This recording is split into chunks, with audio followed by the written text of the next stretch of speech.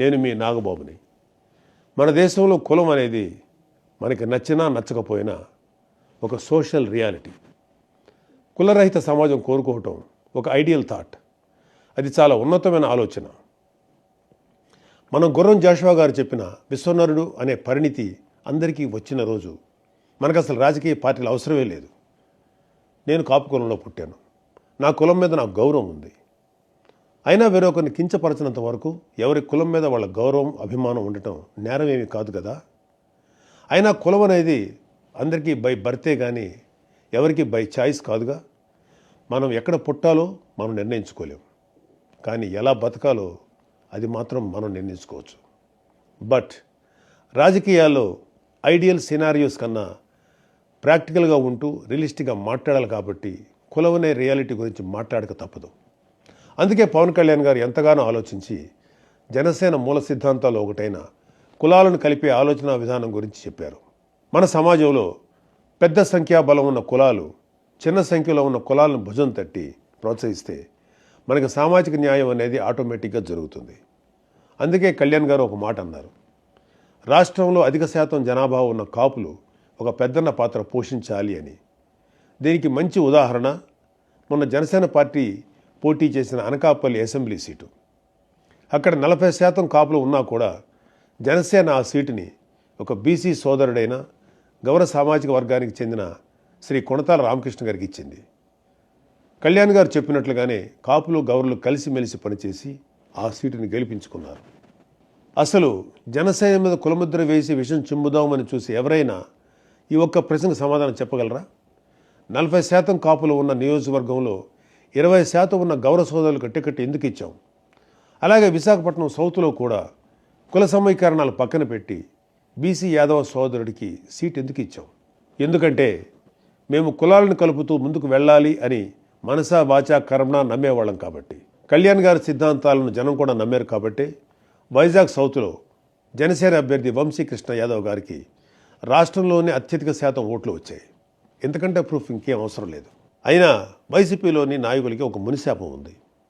వాళ్ళు నిజం మాట్లాడితే తల 1000 ముక్కలై చస్తారు. నోరు ఇప్పితే చాలు అబద్ధాలు, లేదంటే బూతులు. ఈ 2 తప్ప ఏమీ రావు వాళ్ళకి. చిన్న అవకాశం దొరికినా ఏవో మాయమాటలు చెప్పి కులాల్ని రెచ్చగొట్టి కుల రాజకీయం చేయటం వీళ్ళకి వెన్నతో పెట్టిన విద్య. అయినా ముఖ్యమంత్రిని బూతులు తిడితే జైల్లో పెట్టక ముద్దెట్టుకుంటారా? ఎలాంటి వాడికి కులాన్ని ఆపాదించి కులచిచ్చులు పెడదామనుకునే మిమ్మల్ని కూడా అరెస్ట్ చేస్తే దరిద్రం వదిలిపోద్ది. అయినా కాపు కులాన్ని పట్టుకొని తాగుబోతులు తిరుగుబోతులు అంటూ పిచ్చి పిచ్చిగా మాట్లాడే అంబటి రాంబాబు లాంటి వాడిని కాపు కులానికి ఒక ఐకాన్గా రంగాగారి బొమ్మ పక్కన రాంబాబు బొమ్మ పెట్టి రుద్దే మీ వైసీపీ బ్యాచ్ని నేను కొన్ని ప్రశ్నలు అడుగుతాను. వీలైతే సమాధానం చెప్పండి. 1. 2024 ఎలక్షన్లో గ్రేటర్ రాయలసీమలో అంటే పాత ప్రకాశం, నెల్లూరు, చిత్తూరు, కడప, కర్నూలు, అనంతపూర్ ఈ 6 జిల్లాల్లో దాదాపుగా 15-20% బలిజ కాపు ఉన్నా కూడా ఒక్క ఎంపీ సీటు కూడా ఇవ్వలేదు. 74 అసెంబ్లీ సీట్లలో ఒక్క పరుచూరు తప్ప ఇంకా ఏ సీటు కాపులకు ఇవ్వలేదు వైసీపీ. ఈ వైసీపీ కాపు నాయకులు ఒక్కరైనా అంటే అంబటి కానీ పేర్ని నాని కానీ జగన్ని ప్రశ్నించారా? 2. రాజంపేట ఎంపీ సీటు ఎప్పటి నుంచో బలిజలు ప్రాతినిధ్యం వహిస్తున్న సీటు. వైఎస్ రాజశేఖర రెడ్డి గారి స్నేహితుడు అన్నయ్య గారి సాయి ప్రతాప్ కూడా అక్కడి నుంచి గెలవడమే కాకుండా కాంగ్రెస్ హయాంలో కేంద్ర మంత్రిగా కూడా అయ్యారు.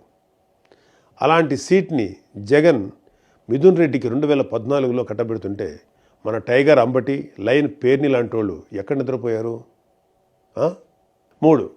అసలు మీకు అంత తెలివే ఉంటే మీరు ఆ పార్టీలో ఎందుకుంటారు? అసలు మిమ్మల్ని మీరు ఒకసారి ప్రశ్నించుకోండి.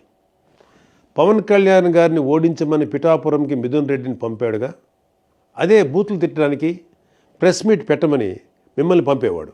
నిజంగా మీకు బుర్రే ఉంటే మనల్ని ఎందుకు పంపుతున్నాడు, మిథున్ రెడ్డిని పంపొచ్చుగా అనేనా ఆలోచించేవాళ్ళు.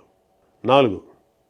అసలు రాంబాబు పక్కన రంగా గారి బొమ్మ పెట్టాలి అని ఐడియా ఇచ్చిన వాడిని ముందు మీ పార్టీని సస్పెండ్ చేయండి జగన్ గారు.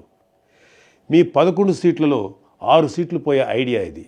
మీకు నిజంగా రంగా గారి మీద అభిమానమే ఉండుంటే ఆయన కొడుకు రాధాని పార్టీ నుంచి టికెట్ ఇవ్వకుండా బయటికి పంపేసి రంగా గారిని తిట్టిన గౌతమ్ రెడ్డిని ఏదో నామకే వస్తే సస్పెండ్ చేసి మళ్ళీ ఏపీ ఫైబర్ నెట్ చైర్మన్ చేసేవారా? 5. అసలు మేము కాపులమని చెప్పుకుంటూ వైసీపీకి సపోర్ట్ చేసే కాపులకి ఒకటే చెప్తున్నా, కాపు నేస్తం లాంటి స్కీమ్స్కి కూడా వైఎస్ఆర్ పేరు పెట్టినప్పుడు ఏం జగనన్నా మీ నాయనకి మా కులానికి ఏంటి సంబంధం? మా కులంలో కూడా కోడి అమృతనాయుడు గారు, సీకే నాయుడు గారు, ఒక పుంజాల శివశంకర్ లాంటి లెజెండ్స్ లేరా అని ఎప్పుడైనా అడిగారా మీ లీడర్ని? ముందు ఆయన్ని అడిగి అప్పుడు పవన్ కళ్యాణ్ని ప్రశ్నించండి. ఫైనల్గా ఒకటే చెప్తున్నా, ఇది జెన్జీ జనరేషన్. కుర్రోళ్ళు అంటూ యమా స్పీడ్గా ఉన్నారు.